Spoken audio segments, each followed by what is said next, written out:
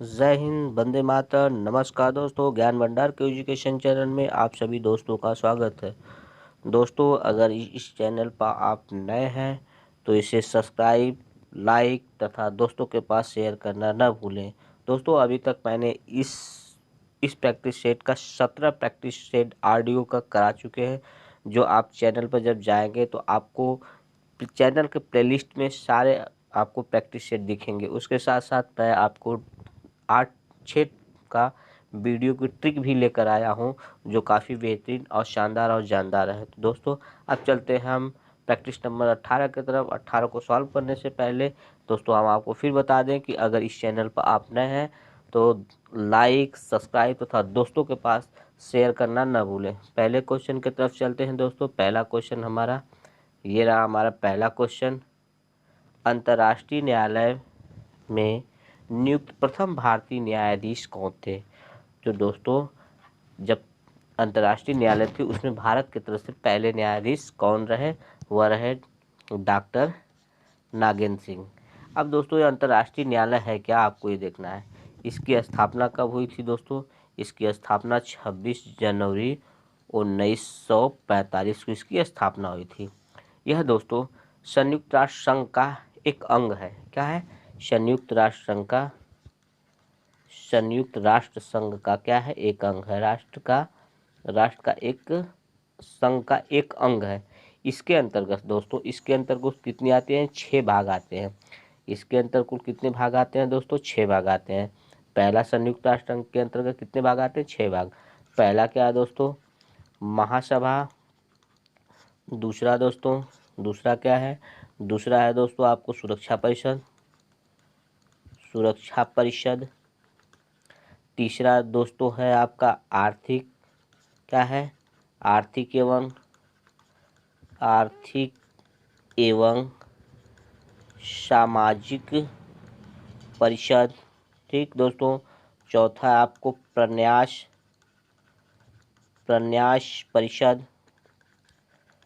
परिषद। फिर इसके बाद पांचवा है आपको क्या?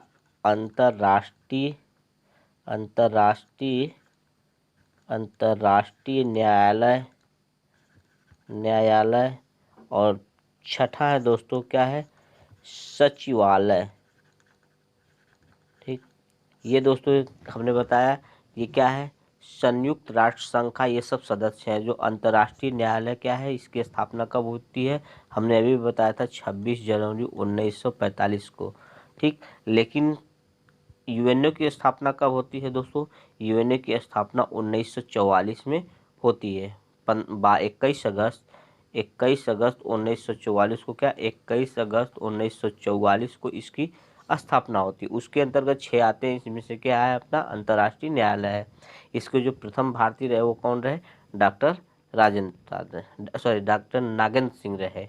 अब दोस्तों हम चलते हैं नेक्स्ट क्वेश्चन की तरफ। नेक्स्ट क्वेश्चन हमारा ये रहा। भारतीय रिजर्व बैंक की उप गवर्नर बनी प्रथम भारतीय महिला। ये भारतीय महिला जो क्या बनी है? पहली गवर्नर बनी है। पहली उप गवर्नर के रूप में किसे चुना गया था? उत्तर आपका होगा दोस्तों केजे उदेशी। क्या? केजे उदेशी क्या बनी थी? आरबीआई की उप गवर्नर महिला बनी थी। अब दोस्तों हम देखते हैं आरबीआई के बारे में हम दोस्तों एक एक पॉइंट को नोट करेंगे। आरबीआई का गठन कब हुआ था दोस्तों? आरबीआई का गठन 1 अप्रैल 1935 में हुआ था। क्या हुआ था दोस्तों? ये आरबीआई का गठन हुआ था। ठीक, जब आरबीआई का गठन हुआ था तो इसका मुख्यालय दोस्तों कहाँ था? इसका मुख्यालय पहले था क्या? मुख्यालय दोस्तों कोलकाता में था। कहाँ था दोस्तों? कोलकाता में था। ठीक, कोलकाता में था। कहाँ था? कोलकाता में था। फिर इसके बाद दोस्तों बाद में कहाँ हो गया? मुंबई, जो वर्तमान में कहाँ है दोस्तों? इस समय वर्तमान में मुख्यालय इसका मुंबई में। पहले कहाँ था? कोलकाता में था। अब दोस्तों इसमें से और चीज़ों को हम जानते हैं, सारे पॉइंट्स को हम ध्यान से रखते हैं। ये आरबीआई जब बना था दोस्तों,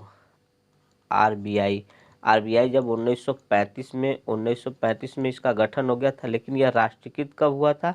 राष्ट्रीय 1 जनवरी 1949 को यह क्या हुआ था? राष्ट्रीयकृत हुआ। जब यह बैंक बना था दोस्तों तो उस समय यह 5 करोड़ लागत से बना था। ठीक, अब दोस्तों और पॉइंट इसके बारे में हम जानते हैं। दोस्तों हम देखते हैं और इसके पॉइंट के बारे में। यह जो आरबीआई था दोस्तों, आरबीआई था वह आरबीआई दोस्तों, जो हमारा आरबीआई था वह किस एक्ट के तहत पास हुआ था? यह एक्ट था दोस्तों 1934 एक्ट के तहत पास हुआ था। इसके लिए एक समिति बनाई गई थी दोस्तों। कौन सी समिति थी? हिल्टन यंग समिति के सिफारिश पर, हिल्टन यंग समिति के सिफारिश पर 1935 में एक्ट क्या था? 1934 एक्ट था। इसके तहत क्या हुआ था? आरबीआई का गठन हुआ था। अब देखते हैं दोस्तों आरबीआई के जो पहले गवर्नर थे, आरबीआई के प्रथम गवर्नर की अगर बात की जाए दोस्तों तो कौन थे? Osborne Smith. ये दोस्तों स्मिथ का नाम आपने सुने होंगे। वो कहाँ के थे? ऑस्ट्रेलिया के। तो ये भी कहाँ के दोस्तों? याद करने के लिए हम बता देते हैं, ये भी कहाँ के थे? ऑस्ट्रेलिया के थे। ठीक, पहले थे। लेकिन अगर पूछा जाए दोस्तों कि पहले भारतीय गवर्नर जनरल, पहले भारतीय, अगर भारतीय की बात आती है दोस्तों तो भारतीय में कौन होते हैं? सीडी देशमुख। कौन थे? देशमुख। सीडी देशमुख क्या थे दोस्तों? पहले भारतीय गवर्नर जनरल थे। एक भारत के एक ऐसे गवर्नर दोस्तों रहे जो बाद में चल के प्रधानमंत्री बने। कौन? मनमोहन सिंह। ये मनमोहन ऐसे आरबीआई के गवर्नर थे दोस्तों जो बाद में चलकर क्या बने? प्रधानमंत्री बने। अब दोस्तों हम देखते हैं कि सबसे कम दिनों तक आरबीआई के गवर्नर का कौन रहे? कम दिनों तक रहे, मात्र 20 देश के लिए, 20 दिनों के लिए रहे। कौन? अमिताभ कांत क्या रहे दोस्तों? केवल मात्र 20 दिनों के लिए रहे। अब देखते हैं वर्तमान में कौन है दोस्तों। वर्तमान में हमारे जो है आरबीआई के गवर्नर है दोस्तों, वो कौन है? शक्तिकांत दास दोस्तों किस नंबर के हैं? यह दोस्तों आपके 25वें नंबर के क्या है? आरबीआई के गवर्नर हैं। तो दोस्तों यह आपको सारी पॉइंट को ध्यान में रख के चलना होगा, क्योंकि यह सारा पॉइंट विधिवत तरह से आपको याद होना चाहिए। बार बार क्वेश्चन इसी जगह से पूछते हैं। अब दोस्तों हम चलते हैं नेक्स्ट क्वेश्चन की तरफ। नेक्स्ट क्वेश्चन हमारा ये रहा, विश्व का सबसे बड़ा लौंग उत्पादक देश कौन सा है? जो हमारी लौंग है दोस्तों वह कहाँ पे सबसे ज़्यादा, विश्व में सबसे ज़्यादा कहाँ उपजाऊ होती है? तो यह दोस्तों होती है सबसे ज़्यादा उपजाऊ जो होती है दोस्तों, यह कहाँ होती है? तंजानिया में। कहाँ पे होती है दोस्तों? तंजानिया में। ठीक, अब साथ साथ में देख लेते हैं दोस्तों कि तंजानिया की जो राजधानी है वो क्या है? डोडोमा। हम दोस्तों सारा चीज़ आपको बताएंगे। अगर राजधानी मिलेगी तो राजधानी बताएंगे, अगर देश मिलेगा तो आपको बताएंगे किस कॉन्टिनेंट में है। ठीक, जो हमारा तंजानिया है दोस्तों ये अफ्रीका महाद्वीप के अंतर्गत आता है। क्या? अफ्रीका महाद्वीप के अंतर्गत है तंजानिया। तंजानिया में 2 द्वीप है जो लौंग के लिए एकदम क्या है आपको? फेमस है, प्रसिद्ध है। तो एक है आपका जंजीबार जो option number A B right है, और एक है पेम्बा। यह दोनों द्वीप है दोस्तों, यह दोनों द्वीप क्या है? यह लौंग के लिए प्रसिद्ध है। लौंग जो होता है दोस्तों ये एक कुल का पौधा है। ये कौन से कुल का पौधा है?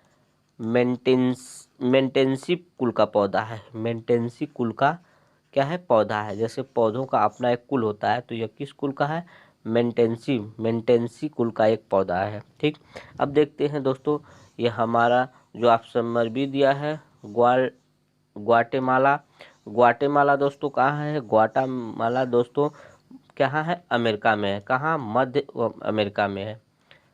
अमेरिका में है। और कनाडा को आप देखते हैं, कनाडा की राजधानी क्या है दोस्तों? ओटावा।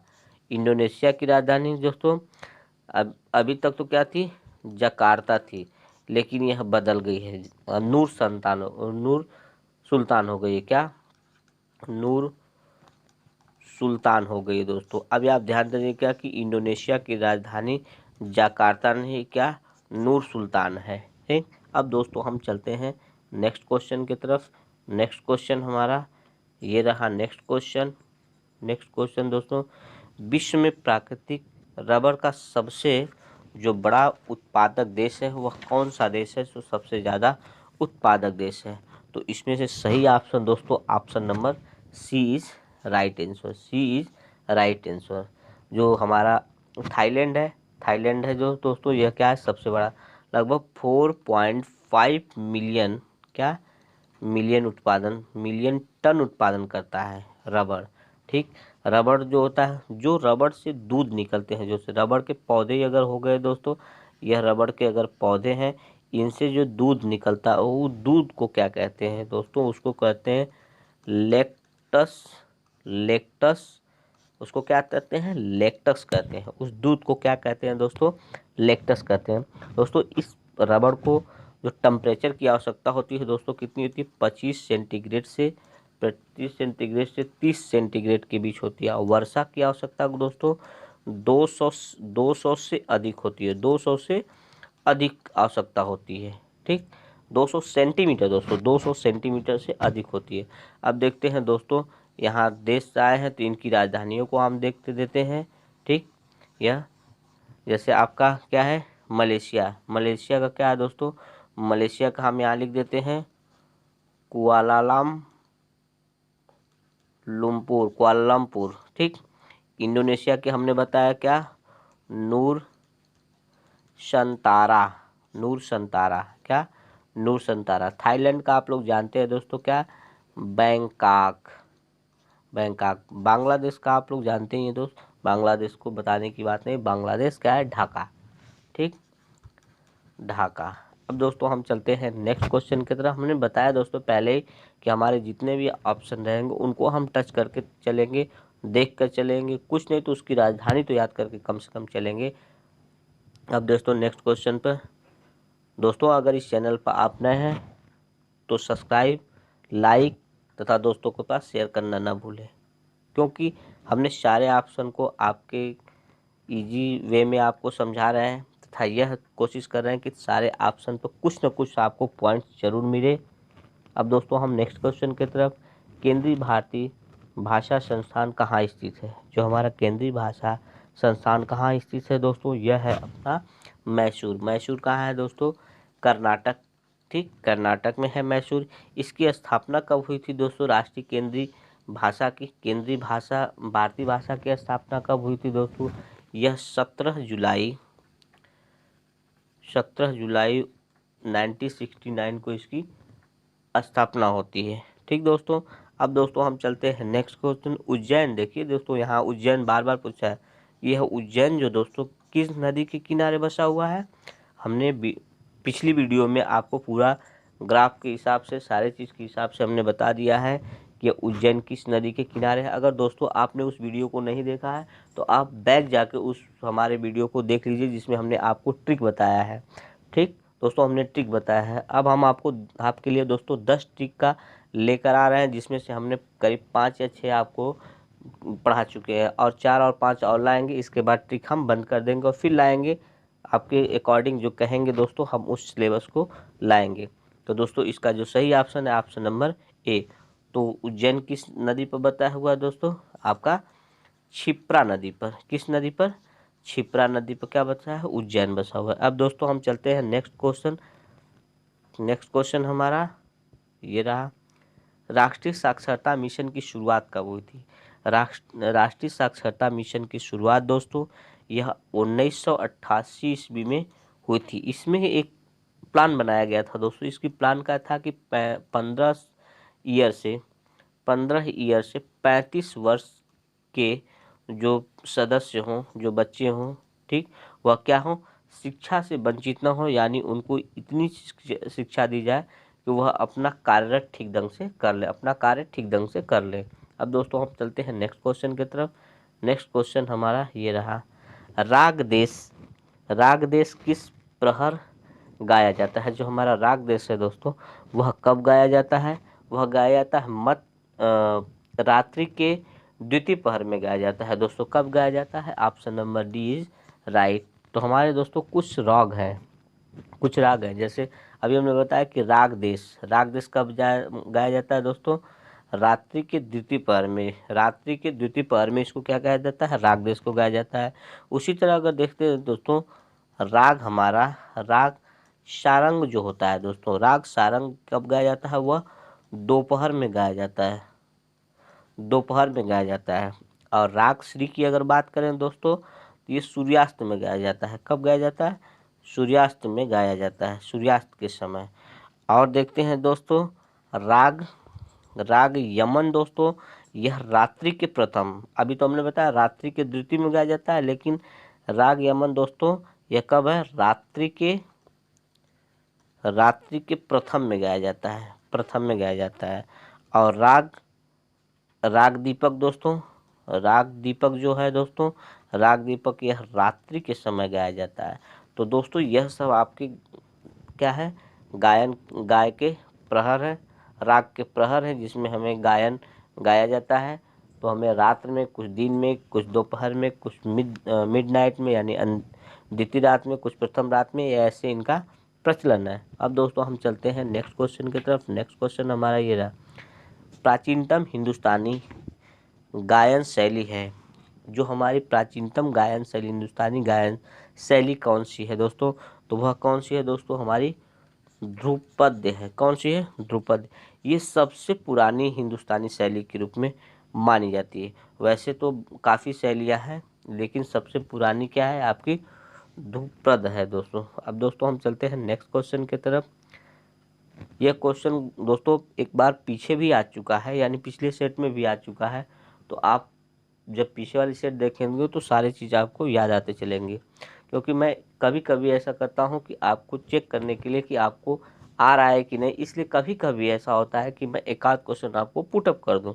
तो छाया में पनपने वाले पौधे को क्या कहते हैं? तो हमने दोस्तों पिछली वीडियो में आपको बताया है कि छाया में पनपने। तो आप बताइए इसका आंसर। तो इसका जो आंसर होगा दोस्तों, ऑप्शन नंबर सी। अब दोस्तों हम चलते हैं नेक्स्ट क्वेश्चन की तरफ। नेक्स्ट क्वेश्चन हमारा ये रहा। नेक्स्ट क्वेश्चन, मछलियों में उत्सर्जित पदार्थ क्या है? तो जो मछलियों में उत्सर्जित पदार्थ है दोस्तों, वह क्या है? अमोनिया है। क्या है दोस्तों? अमोनिया है। ठीक, अमोनिया है। अब अमोनिया है दोस्तों। अब हम चलते हैं दोस्तों नेक्स्ट क्वेश्चन की तरफ।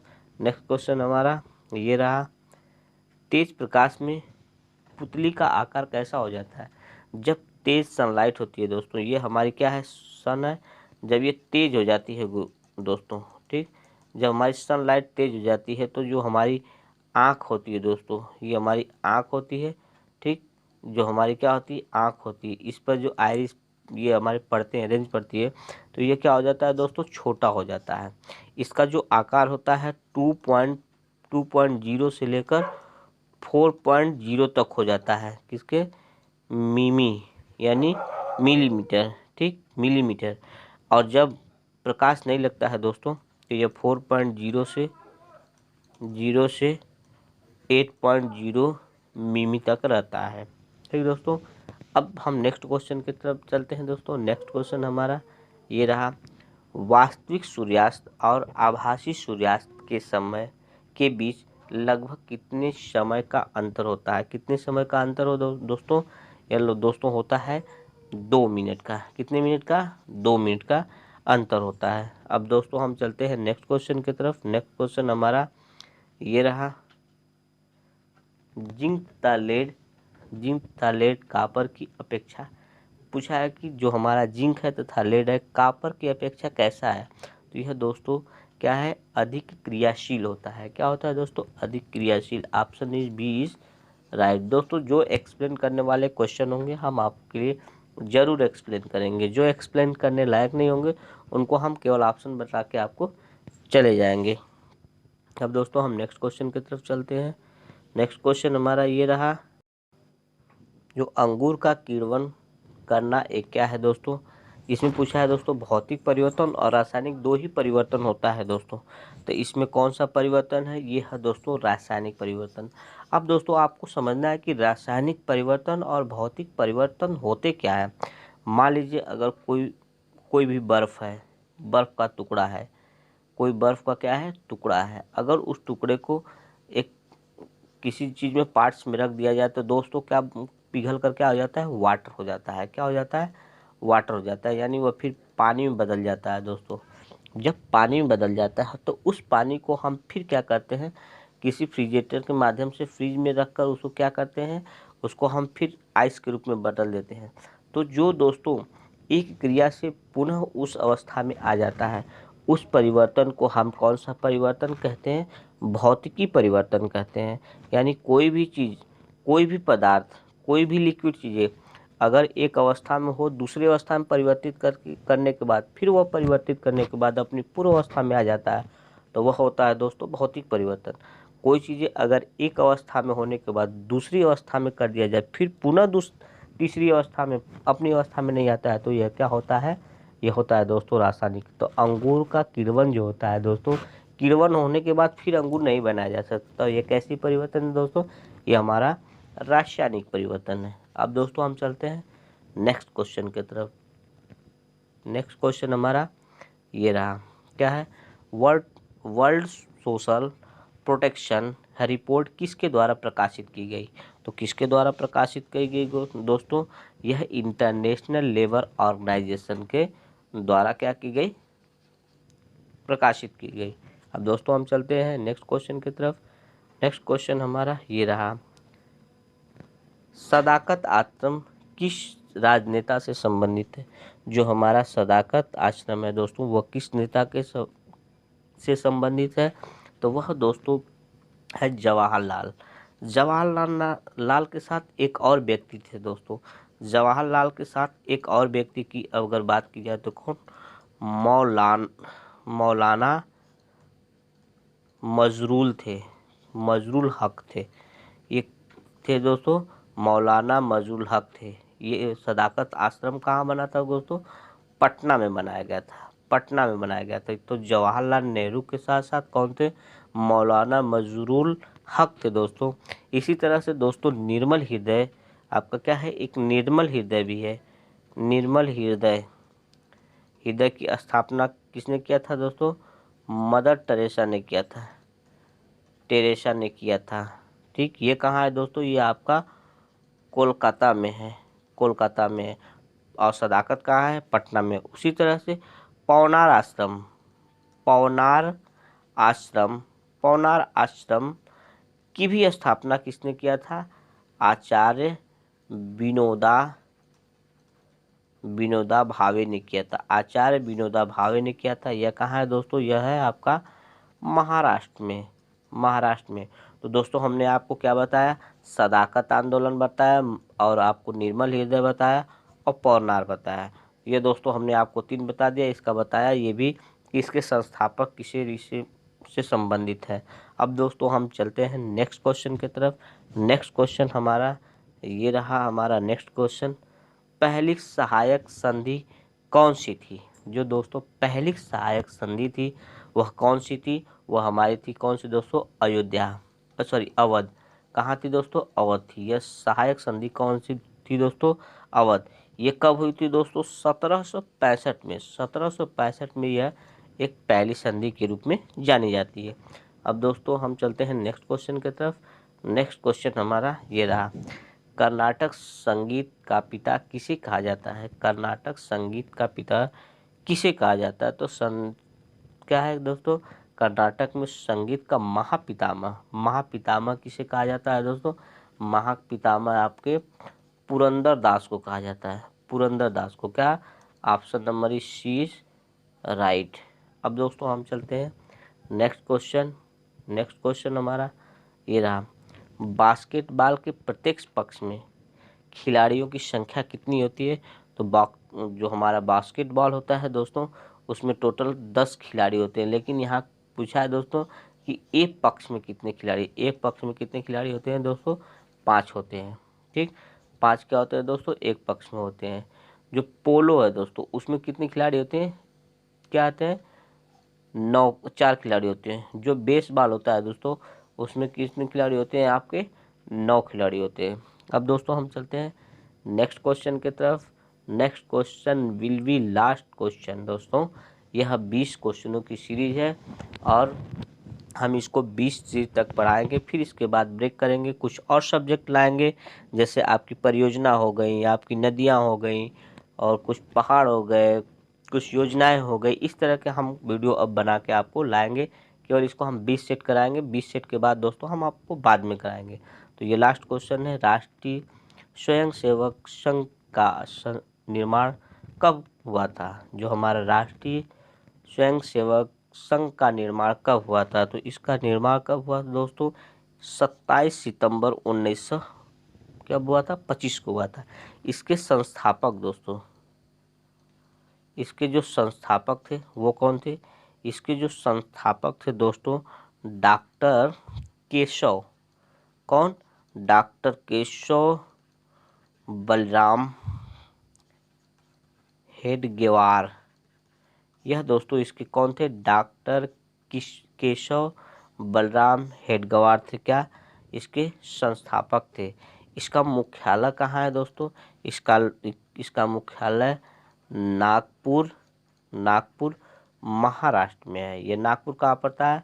महाराष्ट्र में है। तो इसका मुख्यालय कहाँ माना जाता है? नागपुर महाराष्ट्र में माना जाता है। तो दोस्तों यह ऑडियो पेपर की ऑडियो कैसी लगी आप मुझे कमेंट बॉक्स में ज़रूर बताइएगा। हमने अभी तक दोस्तों 17 आपके लिए प्रैक्टिस सेशन सॉल्व करा चुके हैं और एकदम विधिवत ढंग से। दोस्तों अगर यह सेशन अच्छा लगे तो आप मुझे कमेंट तथा दोस्तों के पास यह वीडियो शेयर कर दीजिएगा, ताकि उनको भी यह मैटर मिले। और जितना से जितना लोग आप हमसे जुड़ेंगे, कमेंट करेंगे, हम आपके लिए अच्छा से अच्छा मैटर लाएंगे। ठीक दोस्तों, इसी पेपर के साथ हम लेते हैं आपसे अलविदा। मिलते हैं कल नेक्स्ट पेपर के साथ। तब तक के लिए जय हिंद, जय भारत।